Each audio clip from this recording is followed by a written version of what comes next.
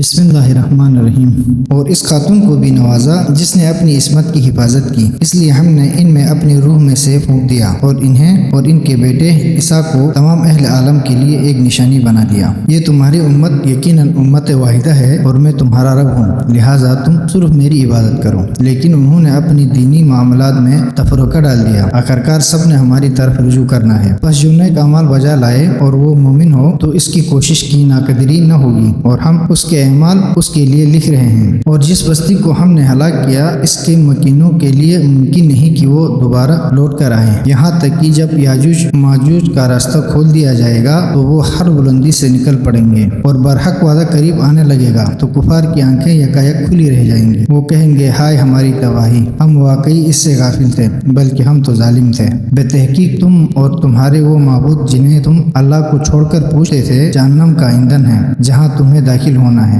اگر یہ معبود ہوتے تو جہنم میں داخل نہ ہوتے، اور اب سب کو اسی میں ہمیشہ رہنا ہے۔ جہنم میں ان کا شور ہوگا اور وہ اس میں کچھ نہ کر سکیں گے۔ جن کے حق میں ہماری طرف سے پہلے ہی جنت کی خوشخبری مل چکی ہے، وہ اس آتش سے دور ہوں گے جہاں وہ اس کی آہٹ تک نہ سنیں گے، اور وہ ہمیشہ ان چیزوں میں رہیں گے جو ان کی خواہشات کے مطابق ہوں گے۔ انہیں قیامت کے بڑے خوفناک حالات بھی خوفزدہ نہیں کریں گے، اور فرشتے انہیں لینے آئیں گے اور کہیں گے، یہ تمہارا وہی دن ہے جس کا تم سے وعدہ کیا گیا تھا۔ اس دن ہم آسمان کو اس طرح لپیٹ لیں گے